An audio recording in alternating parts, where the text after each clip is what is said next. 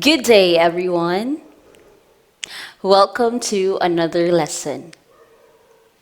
This time, we are going to talk about Freud's personality components. After this lesson, you will be able to identify Freud's personality components. Class, Freud described the personality structures as having three components: the id, the ego, and the superego. For each person, the first to emerge is the id, followed by the ego, and last to develop is the superego. Let's start with the id. Freud says that a child is born with the id.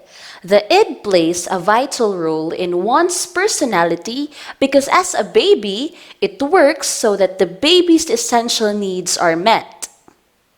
The id class operates on the pleasure principle. It focuses on immediate gratification, satisfaction of its needs. So, whatever feels good now is what it will pursue with no consideration for the reality, logicality, or practicality of the situation. For example, a baby is hungry. Its id wants food or milk, so the baby will cry. When the child needs to be changed, the id cries. When the child is uncomfortable, in pain, too hot, too cold, or just wants attention, the id speaks up until his or her needs are met. Nothing else matters to the id except the satisfaction of its own needs. Class, the id is not oriented towards considering reality nor the needs of others. Just see how babies cry any time of the day and night. Absolutely no regard of whether mommy is tired or daddy is sleeping. When the id wants something, it wants it now and it wants it fast. The second component is the ego. As the baby turns into a toddler and then into a preschooler, he or she relates more with the environment. The ego slowly begins to emerge. The ego operates using the reality principle.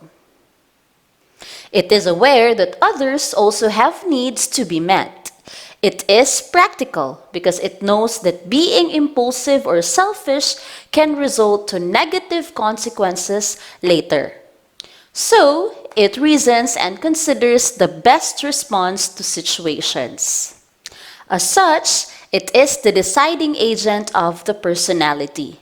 Although it functions to help the id meet its needs, it always takes into account the reality of the situation.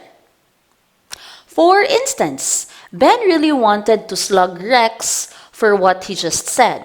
However, Ben knew that if he hit Rex, he would be kicked off the baseball team. And since he loved baseball, he unclenched his fist and walked away. Class, the third component is the superego.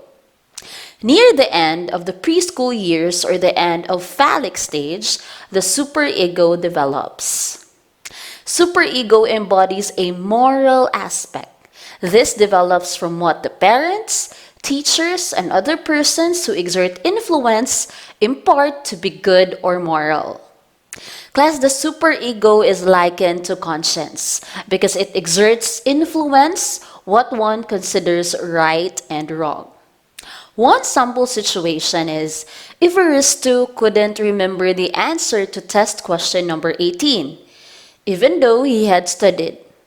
Hexel was the smartest kid in the class, and from where Ivaristo sat, he could see his answers if he turned his head slightly.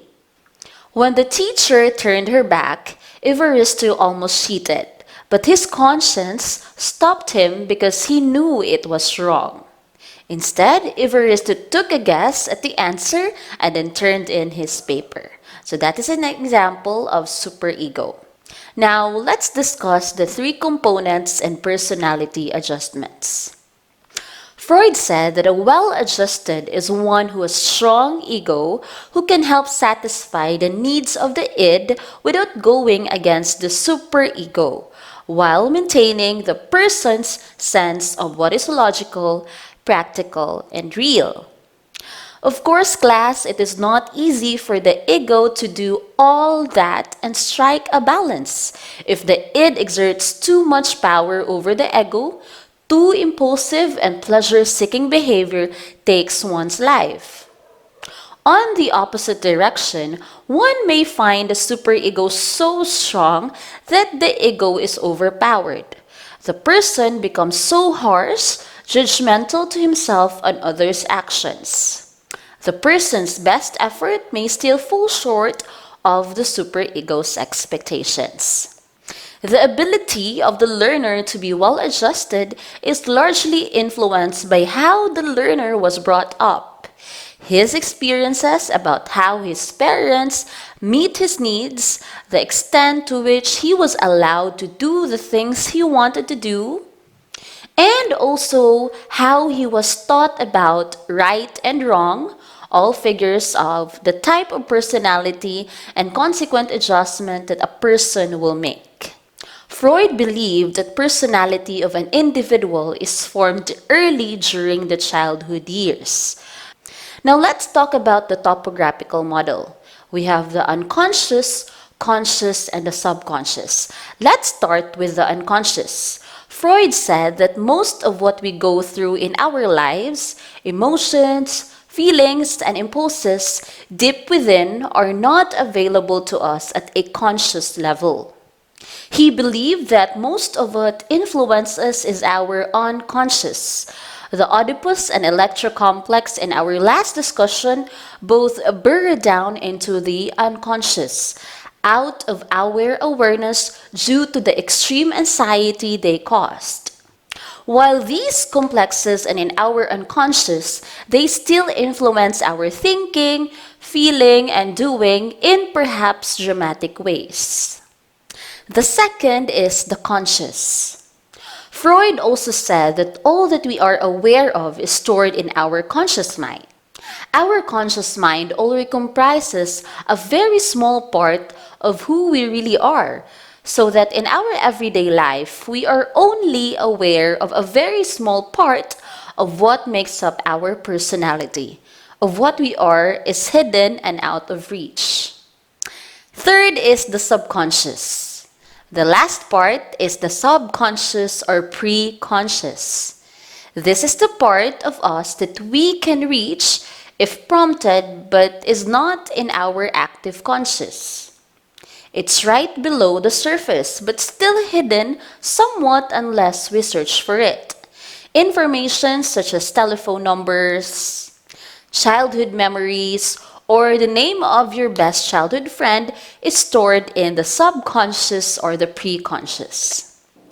Again, Freud's personality components are the id, ego, and superego. And we also have the topographical model, the unconscious, conscious, and the subconscious. I hope you learned something and see you in our next session. Thank you everybody and have a great day. Bye!